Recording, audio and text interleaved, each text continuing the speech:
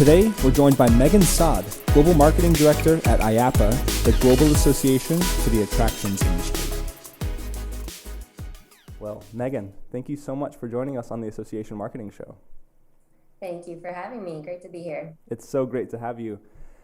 We always start with a little bit of background just to get the audience familiar with you. We're all association marketers here in this community, but even within that, there's so much variety in terms of, the size of organization that you work for and the kind of priorities that organization has and the industry that organization serves. So tell me a bit about your background first, personally and professionally, how you entered the world of associations and what your role is today.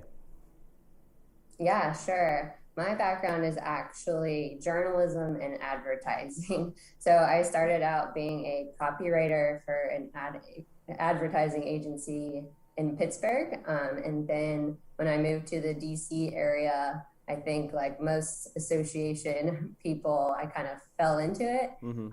Thankfully, the first association that I was involved with from their annual meeting standpoint. So that's where I kind of fell in love with live events and just really, loving what happens when people come together, at these live in-person events. So from there, I ended up at IAAPA, which is the Global Association for the Attractions Industry. And I just find myself so lucky to have landed at such a fun association. The industry that we serve is very vibrant. Our members are awesome. It has afforded me opportunities to visit theme parks and facilities all around the world. And our events and our trade shows in particular are really a lot of fun.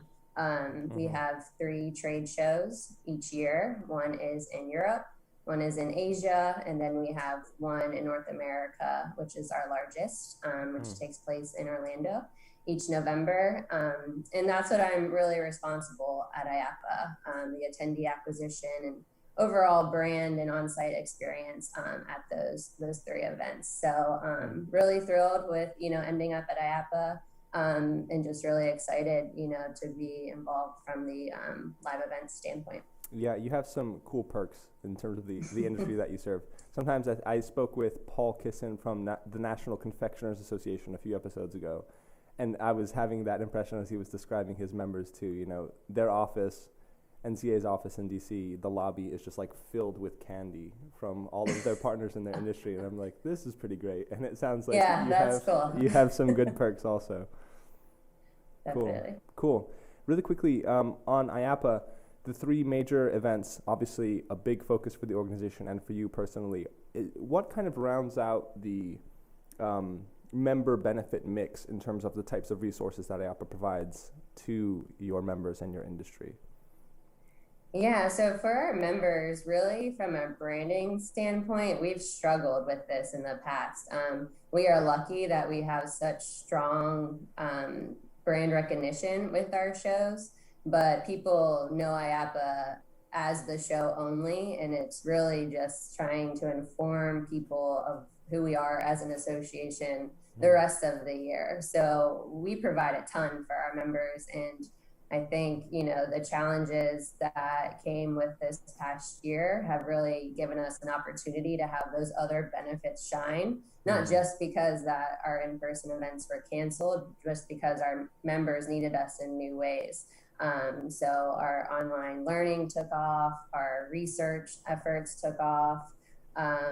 Advocacy was huge this year with helping, attractions around the world reopen or, get the loans and the support that they needed to continue to operate. And I think that, if you're always trying to focus on silver linings, and I think that was really one of them, that we just kind of finally had the opportunity to show our members kind of the overall value that we provide to them outside of those expos and events. I've heard that a lot from other association marketers and association pros. And just before we hit record, we were talking about overused phrases of the last year and pivot and new normal, and I feel like silver lining is kind of emerging as a number 3 on that list, but it's really? It's true, and yeah. I think a lot of associations have found themselves in a situation where they are now kind of a more well-rounded organization in terms of the benefits that they provide their members and in terms of how their members see them. A lot of associations that I've spoken to are in the same situation of like, they are an association, but from a perception standpoint, most of their audience in the industry views them, as the organization behind that one big annual meeting, for example, and kind of is very just like unaware of the other kinds of resources and value that the association provides. In that 2020, again, silver lining, one of the things that kind of was found is that gave the association the time and space and resources because, typically less was being, of course, invested in events. It could be more focused in actual core member benefits and online education and other kinds of programs for members. And the relationship with members and with the industry more broadly maybe became more multifaceted as a result of the last year and of the pandemic than just being so event heavy. And obviously that had its costs as well. And that's not me trying to say that, oh, actually this was fantastic, but that has been an experience and, somewhat of a benefit that I think a lot of associations have noticed. Yeah, and as far as engagement, I mean, we were very guilty in the past, during our November show in particular. We have over 40,000 people there. So, our engagement on social, our traffic to the website, that's really when we see this huge surge. So we kind of just took that as an opportunity to cram all of our member benefits, down people's throats, essentially, once they're at the show, like, oh, you're here, but look at all the other things that we do. And that's just not what they're there for. They're there to network with one another, to be on that trade show floor, to attend education sessions. And we can certainly follow up afterwards, but I think, it just got us better at reinforcing those member benefits throughout the year and not just leaning on those key opportunities to really communicate with those audiences. Totally. So one of the main things I want to talk to you about, just given your kind of event marketing and attendee acquisition expertise, is how 2021 is shaping up and how you are thinking about the marketing and comms side of getting back into live events and all of the additional nuances that are now considerations for you as the marketing and comms lead for these three big important events for your association, and just kind of how those plans are shaping up and how you've used research to inform your work. And there's a lot of things that I want to get into, but just to kind of set the stage for that, what is 2021 shaping up to look like from a kind of key initiative standpoint for the organization and maybe related to events specifically? And then I'd love to get into some of the details about how you're planning to promote them. The Association Marketing Show is brought to you by Feathr, the all-in-one digital marketing toolkit built just for associations. To learn more about our tools and services, check us out at feathr.co. That's FEATHR.co. Yeah, absolutely. I think that over this past year, we've always known that we needed to diversify our revenue, where, our expos were such a kind of the bread and butter. And we always knew that we needed to diversify revenue, but we never quite had the fire underneath us like 2020 brought to do so. So we really have been introducing a lot of new projects and initiatives to market. But all that to say that we are very excited that we are planning to move forward with all three of our in-person expos later this year. So our first one will be IAPA Expo Asia in August, which is going to be in Shanghai. And then we have IAPA Expo Europe in Barcelona in September. And then we are ending with IAPA Expo in Orlando this November. So it's going to be 3 expos in 3 months. So it's going to be a busy fall. I think a lot of events professionals are really busy in the fall. But we're excited because we miss our members, but we also just miss, just being together. Even IAPA's regional teams, I haven't seen my colleagues, in over a year. And that's kind of, being on site is what gives us all energy, and kind of reminds us, why it is, why we love what we do. So I think we're all just really exciting to have that to look forward to later this year. Totally. And so I know it's still some months away, but it's not that far away. and you've Yeah. been in this business and in this industry long enough to know how much prep it takes to do a kind of well-coordinated marketing and promo plan around an event, especially a live one. So how are you starting, how are your plans around that shaping up? Maybe thinking about your Shanghai Expo. What are some of the kind of unique considerations that you're finding yourself making as, again, the marketing and comms lead for promoting that show and the rest of the shows that are happening this year? And how have you gone about crafting your marketing plan for it, and how is that looking different to the 2019 plan? Yeah, it's a lot. I think that the biggest difference this year is that we are doing a lot of combined messaging. So for instance, in a few weeks, we are making an official announcement that we are moving forward with all three of these events.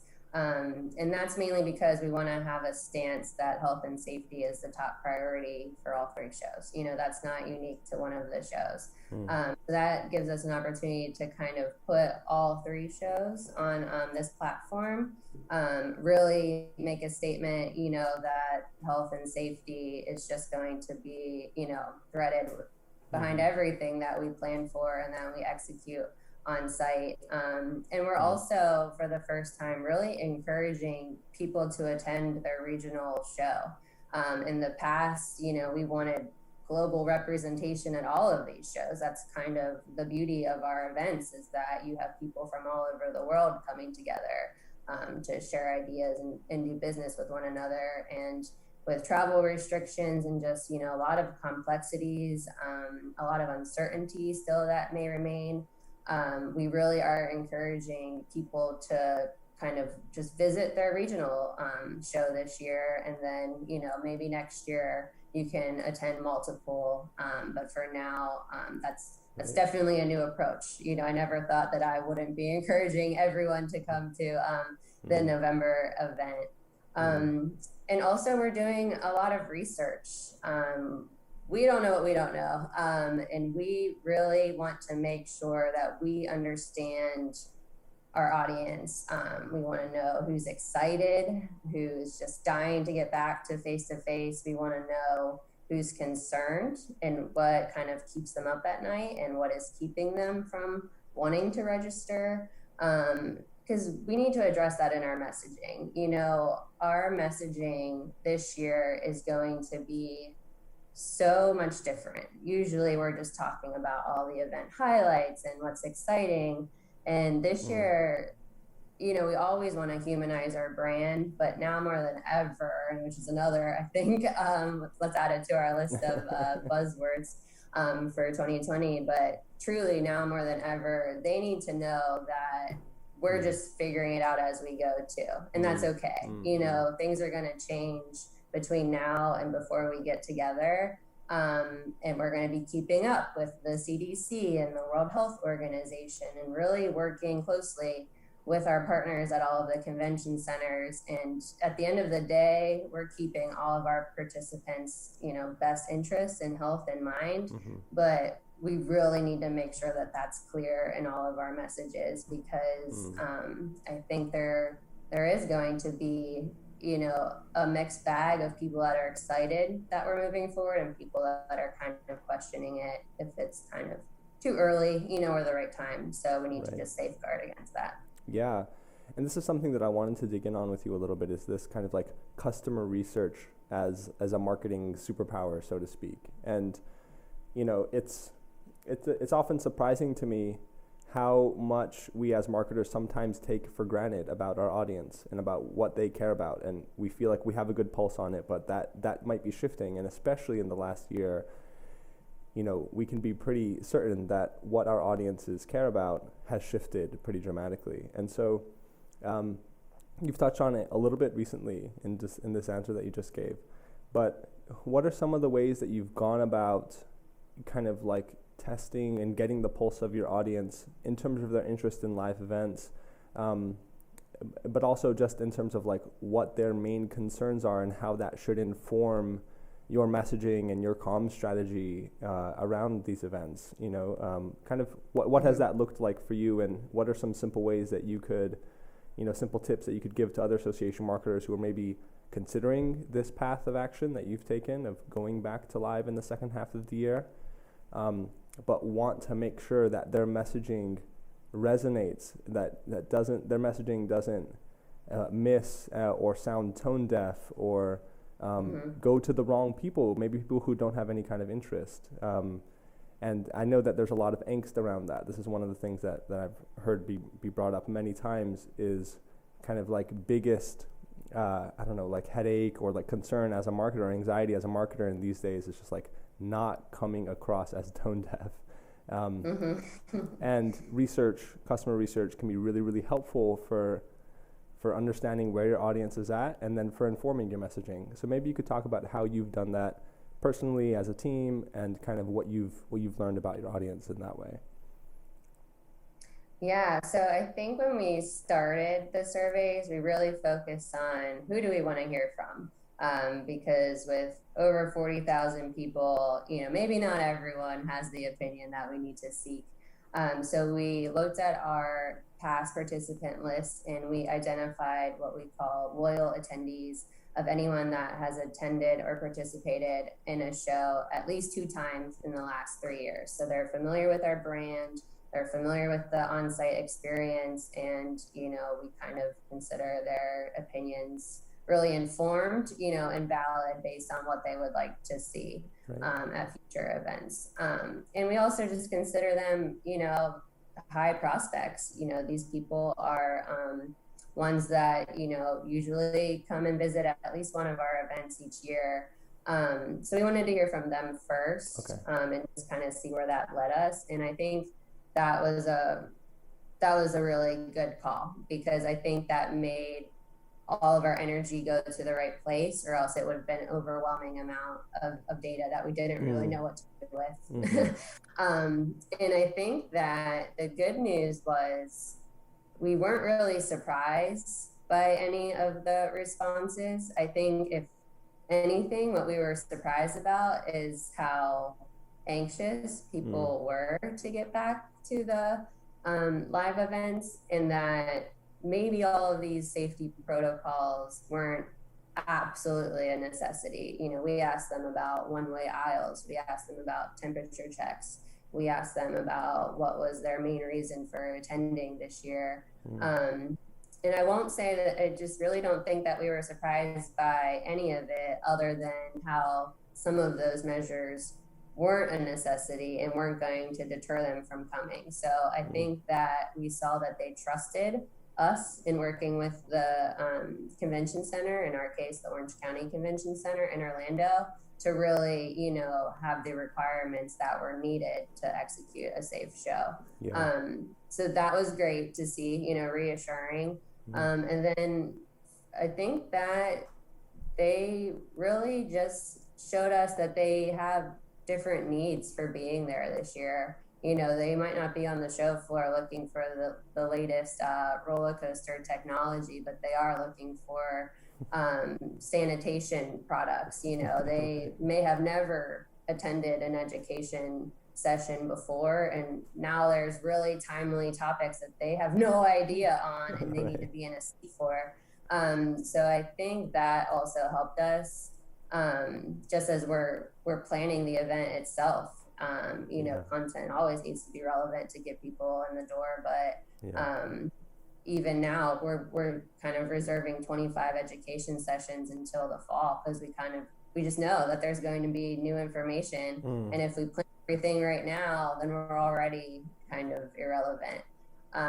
So I don't think that we're done doing surveys. I think they'll continue. I think we need to continue to focus on past participants and those loyals, to kind of steer our direction. But I just think that that's going to be so important, especially with kind of anticipating that our registration is not going to pace exactly how it has in the past. We're used to registration savings deadlines, steering the direction in how our attendees pace. And now I think it's basically going to be an awareness campaign up until 3-4 weeks out, because people just aren't ready to commit to travel or commit to anything really until it's closer and they know for a fact that it's going to happen.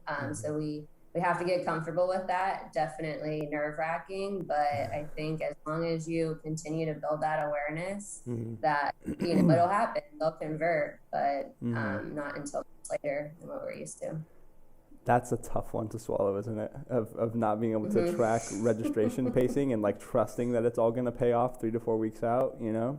That's yeah. really Never had I had to trust the plan so much. Yeah, just trust the process. Trust the process. Yeah.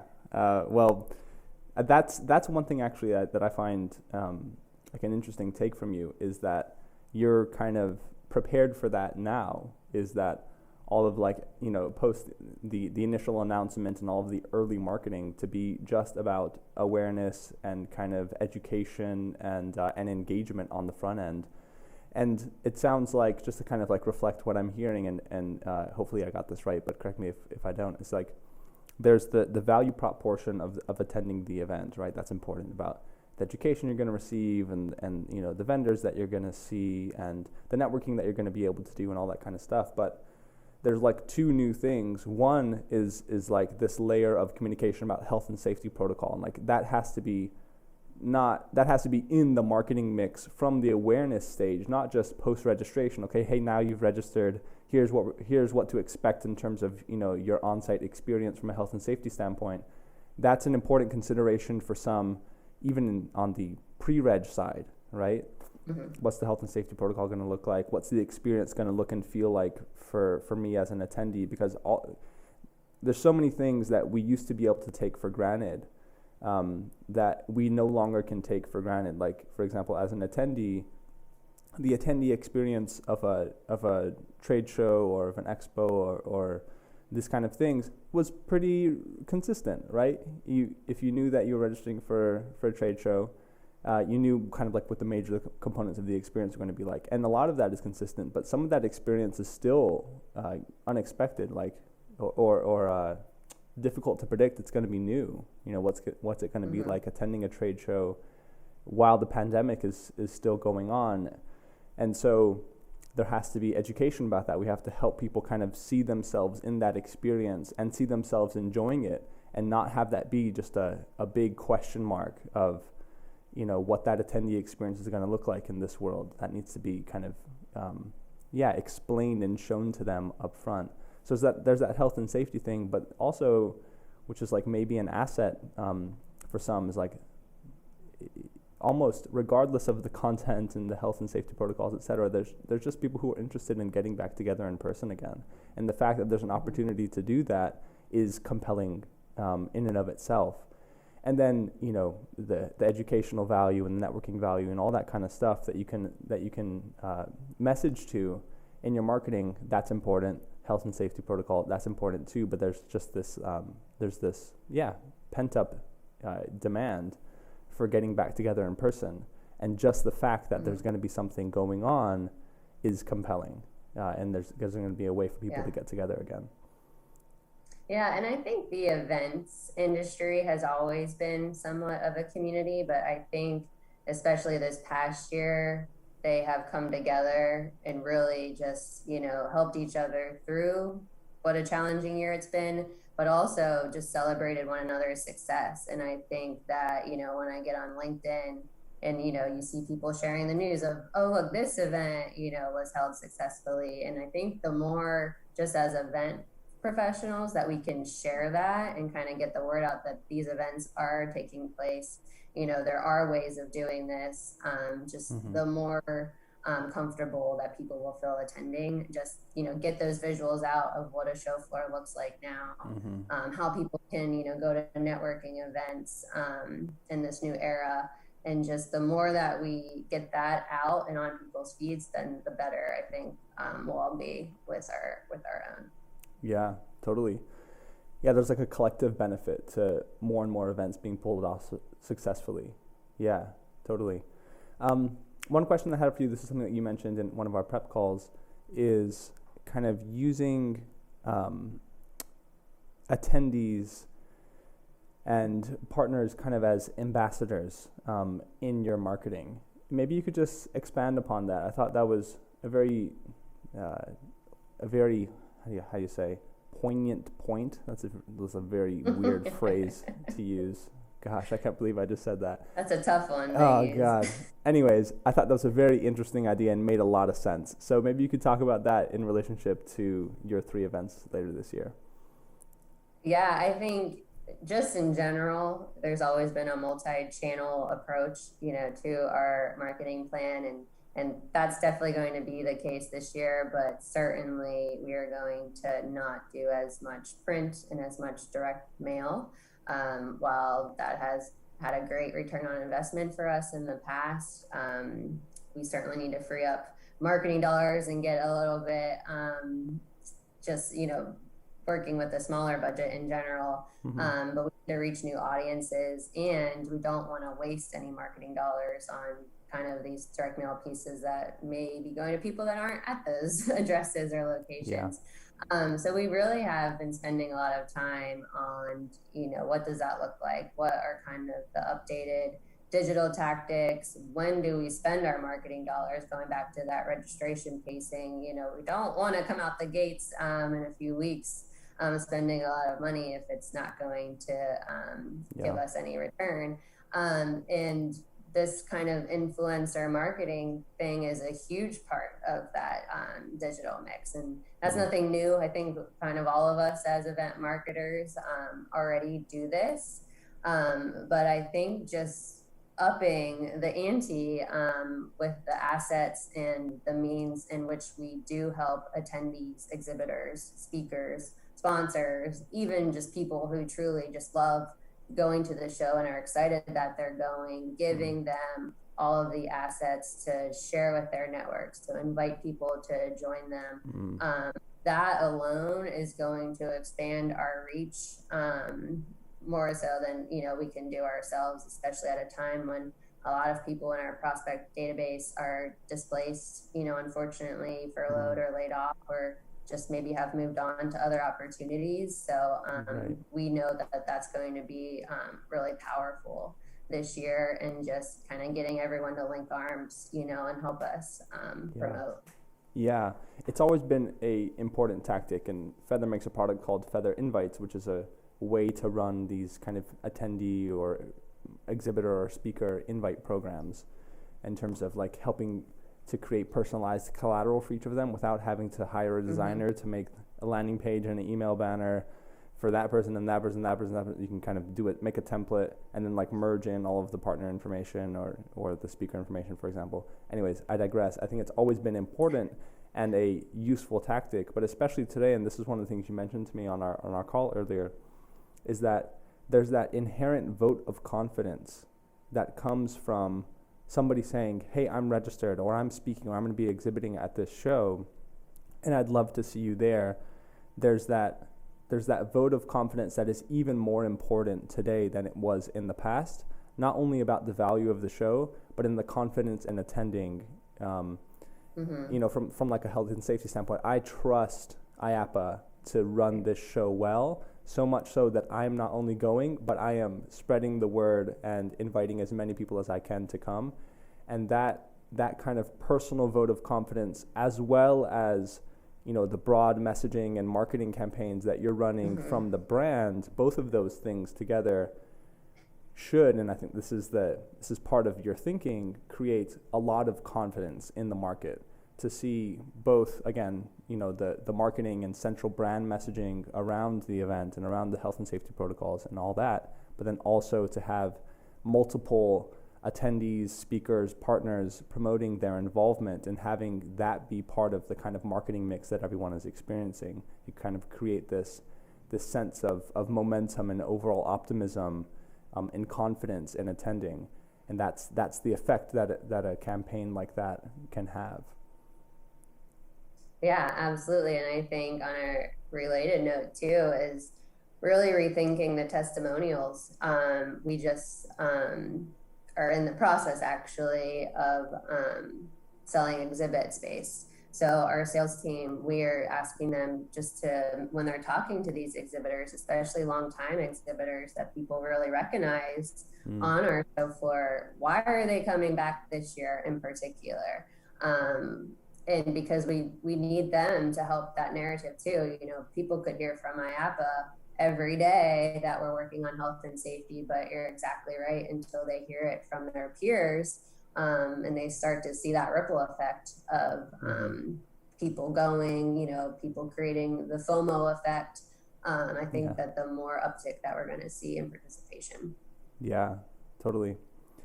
How has your kind of marketing mix from a budget standpoint? We ran a survey at the end of last year called the State of Association Marketing, and we're asking a lot of questions around association marketing. One of the trends that we saw was a kind of dramatic shift of marketing budget from traditional to digital. And that trend from 2019 to 2021 was pretty big.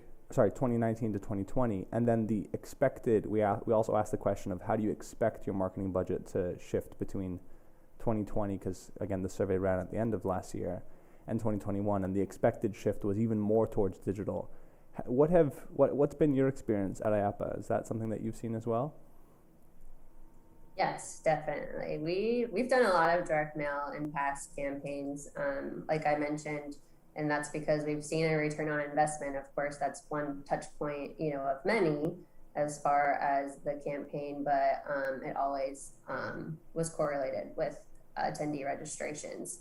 But as I mentioned, you know, our distribution list for these pieces that are rather expensive may not be the same quality as they were, with people changing companies, roles, that sort of thing, or just not being physically in their office space. Yeah.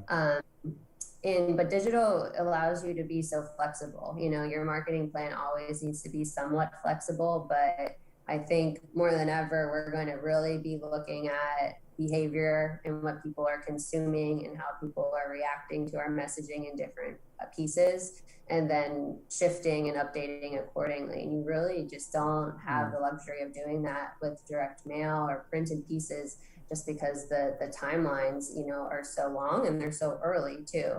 So I think that was really why it was a no-brainer that most of our marketing budget needed to go toward digital, just so we can be much more nimble.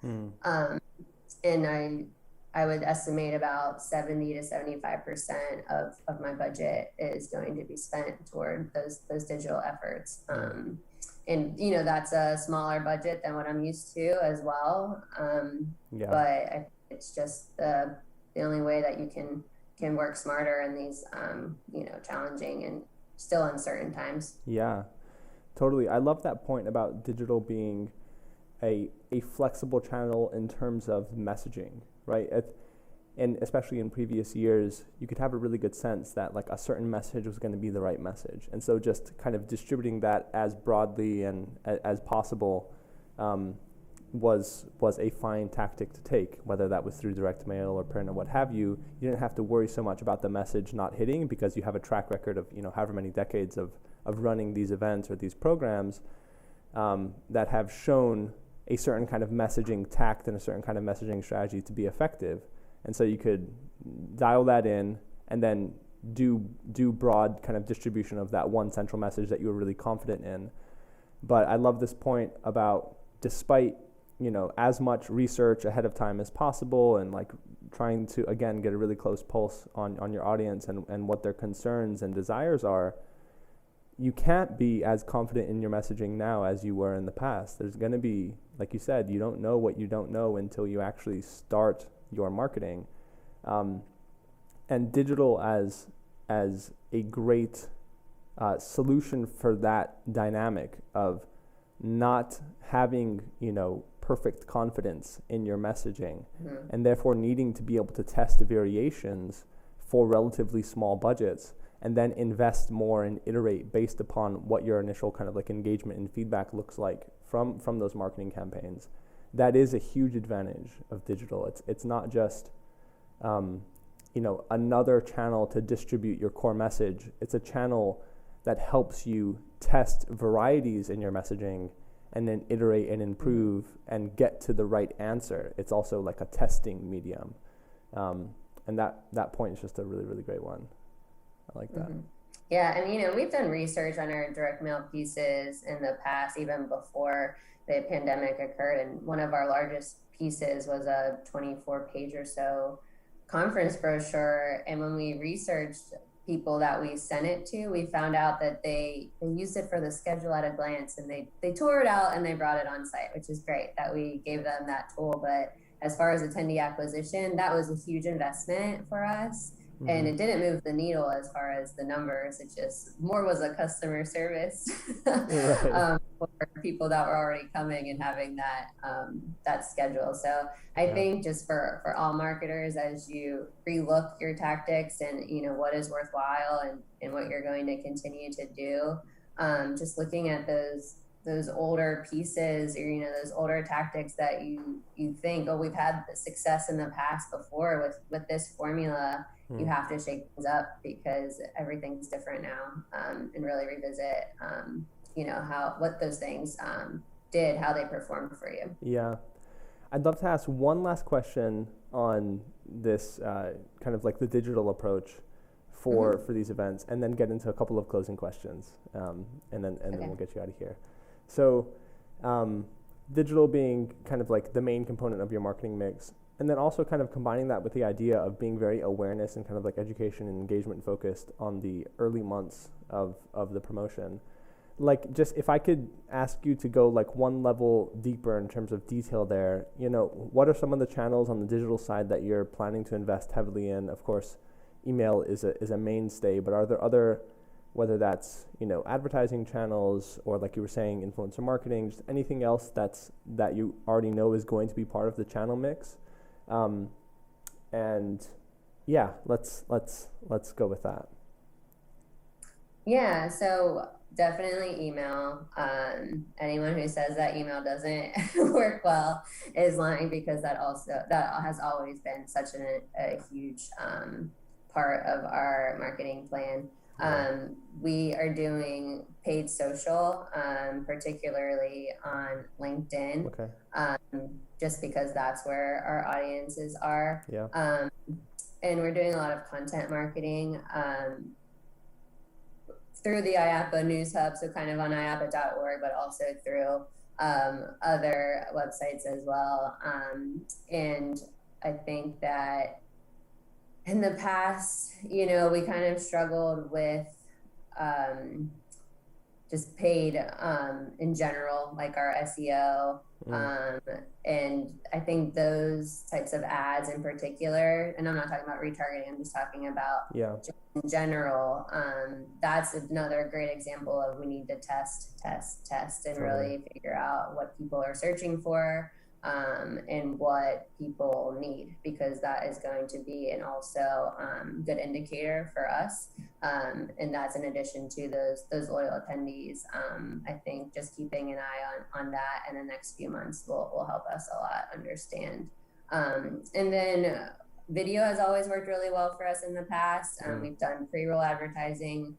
And I think that that's something that we will continue, but we need to be careful, because all footage that we secured last year doesn't have anyone in mass. We're actually used to telling our photographers and videographers, like, large crowd shots only. We don't want to see empty aisles, so we don't really have anything that we can feels use. Real.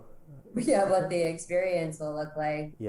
But that doesn't mean that video won't perform well for us. So we're already in the throes of rethinking that strategy and approach. But that's definitely a huge part of the mix. Makes a lot of sense. I know I said last question, but I have one more, and that is similar of like going one level deeper on this idea of being more awareness and engagement focused for the early months, and then going more towards registration, act now, CTA style marketing in the last month. What is that going to look like? That hasn't been the case in the past, I'm sure. And, we see a lot of advertising and marketing plans for attendee acquisition, and have seen them for many years. And especially, 2019 and before that, a lot of the dollars in the 3 to 4 months before a live event went towards kind of conversion-focused campaigns. That was early bird deadline, advanced registration deadline, price breaks, cart abandonment, registration abandonment style campaigns, and like that would be, the majority of the budget and the majority of the actual campaign time was spent running those types of campaigns, kind of bottom of funnel campaigns. But now you're talking about spending, several months in awareness style marketing. What does that look like in terms of the creative and kind of like messaging that you're using, and how are those plans shaping up? Yeah, definitely uncharted territory for us. But I think it goes back to just humanizing your brand, being really transparent, addressing the elephant in the room, saying, we know this has been a challenging year, and kind of going through the benefits of attending the event from that lens. So really just showing that you understand, what your members and what your participants have had to deal with, kind of showing them that it hasn't been all sunshine and rainbows for you either, but just kind of together, you're moving forward and working together, for the success of everyone, not just the attractions industry, but the events industry. Yeah. And I think that we still have registration deadlines, we still have incentives and group rates and cart abandonment. And I don't think that the marketing strategy needs to change entirely. I just think that threading in kind of that transparency, making sure that you're, one, talking about health and safety, two, being a little bit more lenient and open about your refund policy, or thinking about what is something that a prospective participant would be worried about or hesitant, to convert. Yeah. And that's definitely one of them, because, plans change all of the time these days. And at the end of the day, you don't want to not show off, who's an amazing speaker that's going to be on stage, or who's going to have a really cool booth, on the trade show floor. So while health and safety needs to have kind of a golden thread through everything that we do, you also can't lose focus on the on-site experience, itself as well. So I think it's going to be about striking a balance, really, the entire campaign. And it's going to be, a delicate dance, but I also just think that there's a lot of merit and value in showing the normal things that people are used to as well, because at the end of the day, that's what we all want, just to kind of get back to the way things were, and just move forward in new times, just, as best we can for all of the businesses involved. Totally. I love that point on balance. Okay, last couple closing questions. Thank you so much for the time today, by the way, Megan. So closing question number one, at this stage in your career, what do you wish you could go back in time and tell yourself when you were getting started? Anything come to mind? I think that I would urge myself to test the formula. I think that a lot of businesses are comfortable with kind of, formulas of success that have always worked. And this year especially just forced everyone to transform, whether they wanted to or not, and adapt in order to really survive. It sounds dramatic, but it's true. Yeah. And I think, though, it has showed us that, the tried and true formula was great, but that doesn't mean that you can't try new things or be different. And so I think that just coming up with new ideas, always questioning processes, always challenging formulas in a respectful way, of course, I think is only going to get you results, whether you learn from those results or you best case scenario, just find new areas of opportunity and success for yourself, professionally, but also for the organization that you're working with. I think it's never a good idea to get too comfortable. And it's also not a good idea to accept this is the way we've always done things. So I think that's what I would tell myself. I love that. Especially for junior marketers, that can be tough. Because you come in and you're like, okay, let me learn the best practices and just execute on the best practices. And okay, that has some merit. You want to know what's worked before and you want to become competent in those areas. But that can also kind of be a trap where you end up, in the best case scenario, you just end up doing what everyone else is doing. Like, again, best practices by definition are like standards, right? And so even when you get them right, you kind of blend in, right? You're not, there's nothing necessarily unique around it. And so learning the basics, but being comfortable innovating and questioning that is a tough balance to strike. So that's a very well taken point. Last one. If you could wave a magic wand and solve one professional problem, what would it be? And okay, there's an asterisk on this. It can't be make the pandemic go away, and it can't be give me unlimited budget. So those are the only two exceptions. Sorry. Budget is an easy go-to.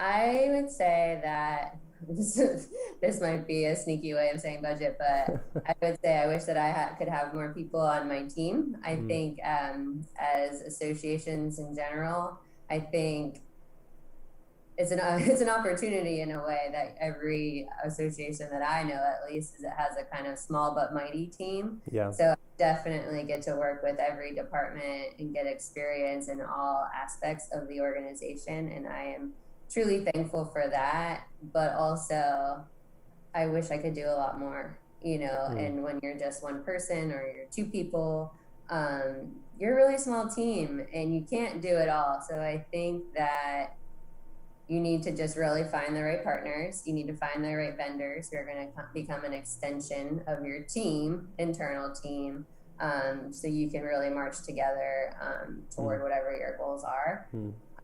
Because I think that marketing has really evolved. It's not just attendee acquisition. It's really working on those on-site experiences. So then when someone's on site, that's when you start to really form that brand loyalty. And get them coming back each year. So the marketers, while they need to have awesome social media posts and videos and emails and all of that, they also really need to be at the table for when you're talking about on-site experiences and content at the events. So it's a lot of work, but I think you need to make sure that you have a passionate team, but ideally, I would like to have about 10 more the people that I do have working with me. Yeah, that's a great one too. I'll let that one slide. Thank you. Cool, Megan. Budget too, though. Budget too, and also make the pandemic go away. Yeah. Great. Well, Megan, thank you so much for the time today. It's been a pleasure to talk to you. I'm fully supporting you and sending you all of the good vibes that these three events and all the promotions for them go amazingly well. And I'm hoping that at the end of the year, I can send you an email or check in, and we can look back on those events being big successes with a lot of learnings that maybe you can share with the audience in a round two. But best of luck until then, and thank you so much for the time today. Thank you. Appreciate you having me on. We loved having Megan on the podcast today and hope that you found this episode helpful. To connect with Megan, find her on LinkedIn at Megan Saad. That's Megan, S-A-A-D. And we'll see you on the next episode.